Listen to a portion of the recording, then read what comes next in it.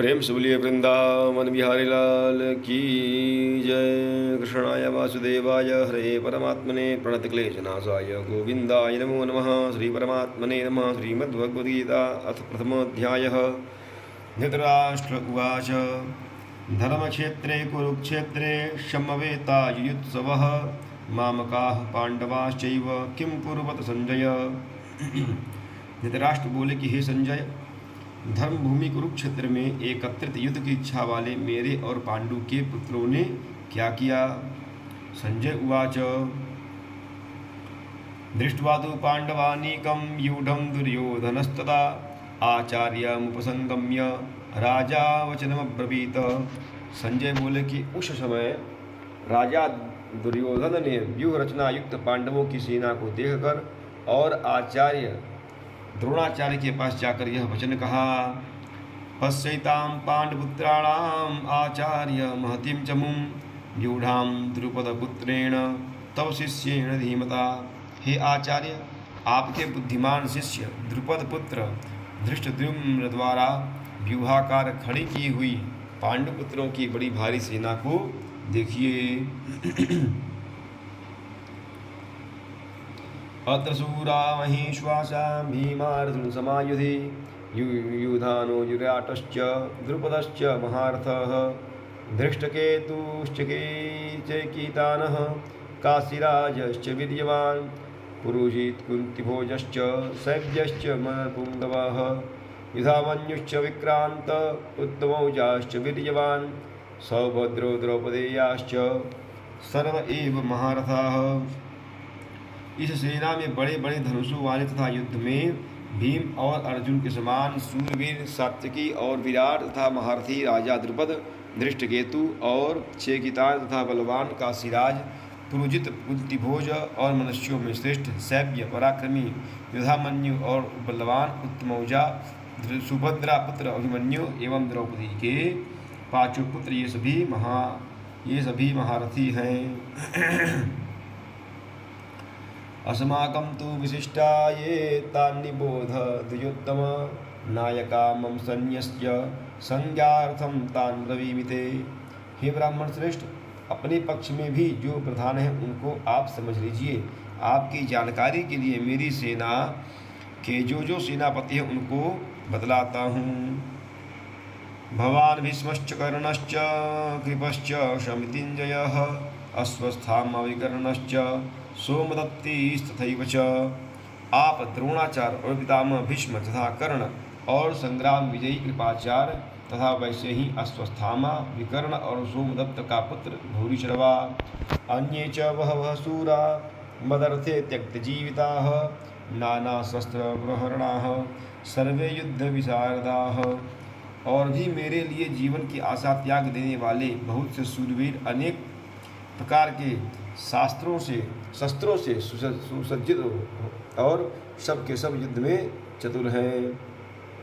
अपर्याप्तं तस्माकं बलं भीष्माभिरक्षितं पर्याप्तं त्विदम् एतेषां बलं भीमाभिरक्षितं। भीष्म पितामह द्वारा रक्षित हमारी यह सेना सब प्रकार से अजय है और भीम द्वारा रक्षित इन लोगों की सेना जितने में सुगम है। अयनेषु च सर्वेषु यथा भागमवस्थिताः भीष्ममेवाभिरक्षन्तु भवन्तः सर्व एव हि। इसलिए सब मोर्चों पर अपनी अपनी जगह स्थित रहते हुए आप लोग सभी निसंदेह भीष्म पितामह की ही सब ओर से रक्षा करें। तस्य संजनयनं हर्षं कुरु वृद्धः पितामहः सिंहनादं विनादोच्चैः शंखं दद्मौ प्रतापवान। कौरवों में वृद्ध बड़े प्रतापी पितामह भीष्म ने उस दुर्योधन के हृदय में हर्ष उत्पन्न करते हुए उच्च स्वर से सिंह की दहाड़ के समान गरजकर शंख बजाया तथा शंखाश्च वीर्यश्च पड़वानक गोमुखाः सहसैवाभ्यहन्यन्त सशब्दस्तुमुलो भवत। इसके पश्चात शंख और नगारे तथा ढोल मृदंग और नरसिंहे आदि बाजे एक साथ ही बज उठे। उनका वह शब्द बड़ा ही भयंकर हुआ। तथा श्वेतैर्हतैर्युक्ते महतीश नंदने स्थितौ माधवः पाण्डवश्चैव दिव्यौ शंखं प्रदध्मतुः। इसके तदनंतर सफ़ेद घोड़ों से युक्त उत्तम रथ में बैठे हुए श्री कृष्ण महाराज और अर्जुन ने भी अलौकिक शंख बजाए। पांचजन्यम ऋषिकेशो देवदत्तम धनंजयः पौंड्रम दध्यौ दधमौ महाशंखम भीमकर्मावृकोदरः। श्री कृष्ण महाराज ने पांचजन नामक, अर्जुन ने देवदत्त नामक और भयानक कर्म वाले भीमसेन ने पौंड्र नामक महाशंख बजाया। अनंत विजयम राजा कुंतीपुत्र युधिष्ठिरः नकुलं सहदेवश्च सुघोष मणिपुष्पकौ। कुंतीपुत्र राजा युधिष्ठिर ने अनंत विजयक नामक और नकुल तथा सहदेव ने सुघोष और मणिपुष्पक नामक शंख बजाए। काश्यश्च परमेश्वासः शिखंडी च महारथः धृष्टद्युम्नो विराटश्च सात्यकीश्चापराजितः द्रुपदौ द्रौपदेयाश्च सर्वशः पृथ्वीपते सौभद्रश्च महाबाहु शंखा दध्मुः पृथक पृथक। श्रेष्ठ धनुष वाले काशीराज और महारथी शिखंडी एवं धृष्टद्युम्न तथा राजा विराट और अजेय सात्यकी राजा द्रुपद एवं द्रौपदी के पांचों पुत्र और बड़ी भुजा वाले सुभद्रा पुत्र अभिमन्यु, इन सभी ने हे राजन सब ओर से अलग अलग शंख बजाए। सघोषोधाराष्ट्राणां हृदयानि वेदारयत नमश्च पृथ्वीं चैव तुमुलो व्यनुदानादयन्।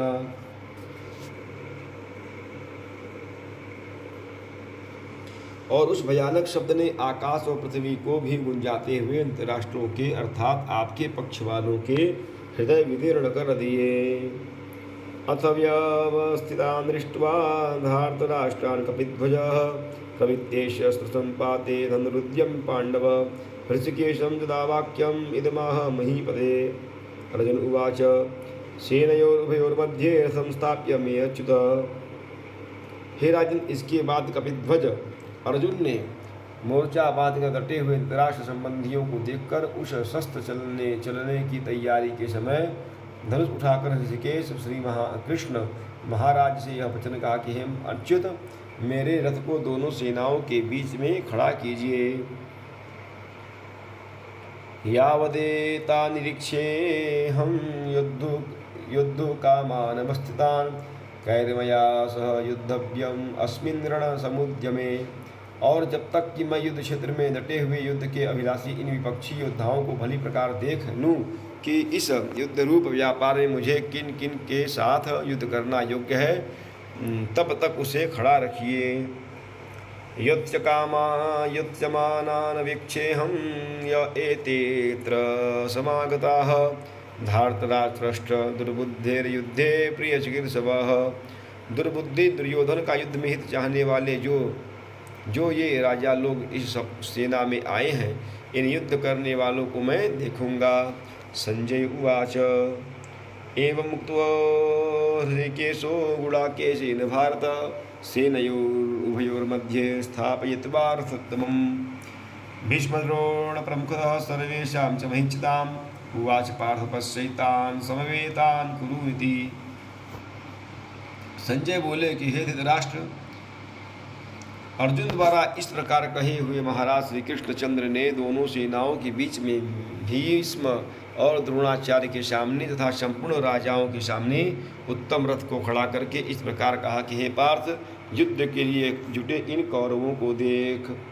तत्रापश्य स्थितान् पार्थ पितॄनथ पितामहान् आचार्यान् मातुलान् भ्रातॄन् पुत्रान् पौत्रान् सखींस्तथा स्वसुरान् सुहृदश्चैव सेनयोरुभयोरपि।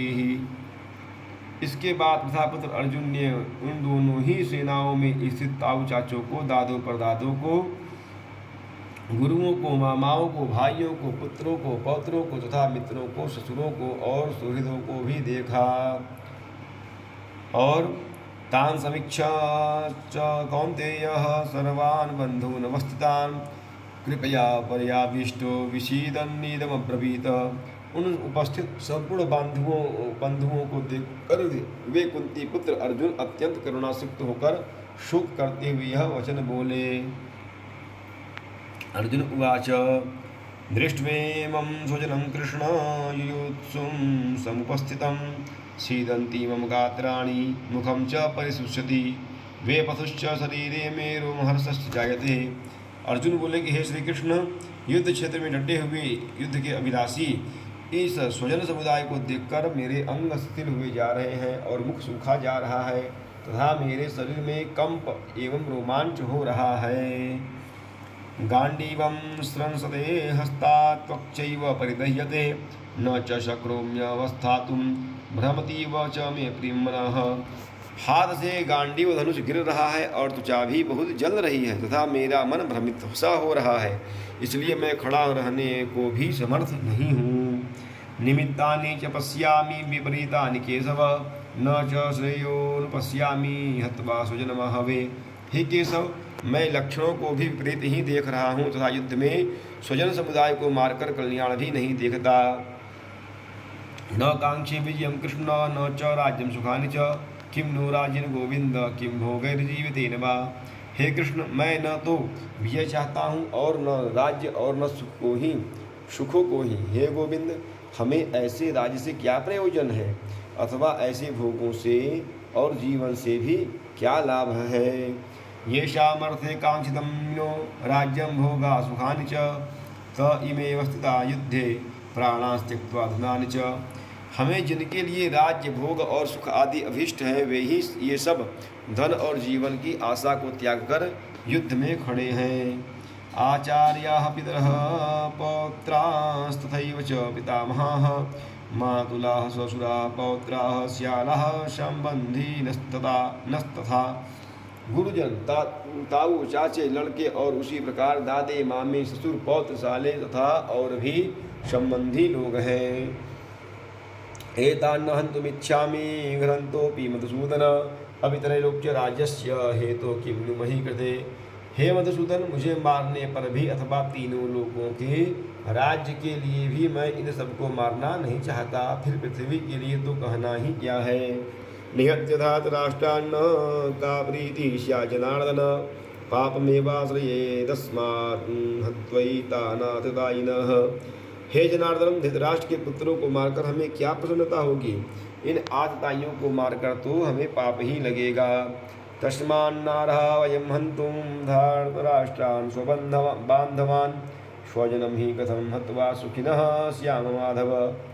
अतएव हे माधव, अपने ही बांधव राष्ट्र के पुत्रों को मारने के लिए हम योग्य नहीं हैं, क्योंकि अपने ही कुटुंब को मारकर हम कैसे सुखी होंगे। यद्यप्येते न पश्यन्ति लोभोपहत चेतसः कुलक्षयकृतं दोषं मित्रद्रोहे च पातकं कथं न ज्ञेयमस्माभिः पापादस्मान्निवर्तितुं कुलक्षयकृतं दोषं प्रपश्यद्भिर्जनार्दन। यद्यपि लोभ से भ्रष्ट चित्त हुए ये लोग कुल के नाश से उत्पन्न दोषों को और मित्रों से विरोध करने में पाप को नहीं देखते, तो भी हे जनार्दन, कुल के नाश से उत्पन्न दोषों को जानने वाले हम लोगों को इस पाप से हटने के लिए क्यों नहीं विचार करना चाहिए। कुलक्षये प्रणश्यन्ति कुलधर्मा सनातनाः धर्मे नष्टे कुलं कृष्णम् अधर्मो अभिभवत्युत। कुल के नाश से सनातन कुल धर्म नष्ट हो जाते हैं और धर्म के नाश हो जाने पर संपूर्ण कुल में पाप भी बहुत फैल जाता है। अधर्माभिभवात् कृष्ण प्रदुष्यन्ति कुलस्त्रियः स्त्रीषु दुष्टासु वार्ष्णेय जायते वर्णशंकरः।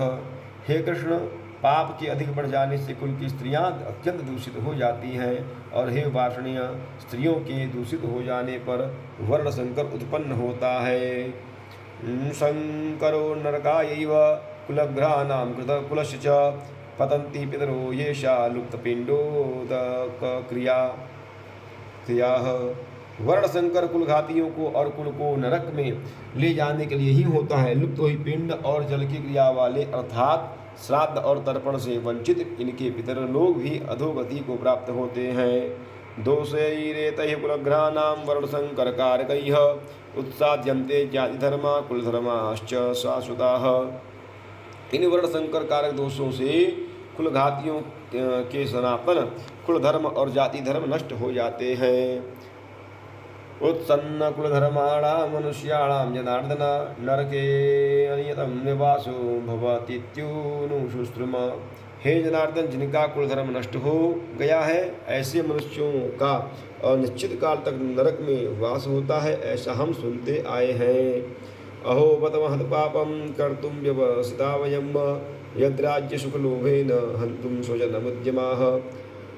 हाँ, शोक, हम लोग बुद्धिमान होकर भी महान पाप करने को तैयार हो गए हैं, जो राज्य और सुख के लोभ से स्वजनों को मारने के लिए उद्यत हो गए हैं। यदि माम प्रतीकारं शस्त्रं शस्त्रपाणयः धार्तराष्ट्रां रणे हन्योस्तन्मे क्षेमतरं भवेत्। यदि मुझ शस्त्र रहित एवं सामना न करने वाले को शस्त्र हाथ में लिए हुए धृतराष्ट्र के पुत्र रण में मार डालें तो वह मरना भी मेरे लिए अधिक कल्याणकारक होगा। संजय उवाच एवं मुक्त्वा अर्जुनः संख्ये रथोपास्य उपाविशत विसृज्य सहस्रं चापं शोकसंविघ्नमानसः। संजय बोले कि रणभूमि में शोक से उद्विग्न मन वाले अर्जुन इस प्रकार कहकर बाण सहित धनुष को त्याग कर रथ के पिछले भाग में बैठ गए। ओम तत्सत। श्रीमद्भगवद्गीता सुपनिषत्सु ब्रह्म विद्यायां योगशास्त्रे श्रीकृष्ण अर्जुन संवादे अर्जुन विषाद योगो नाम। कृष्णाय वासुदेवाय हरे परमात्मने प्रणतक्लेशनाशाय गोविंदाय नमो नमः। श्रीकृष्णाय नमो नमः। गोविंदाय नमो नमः। प्रेम सुल्य वृंदावन बिहारी लाल की जय।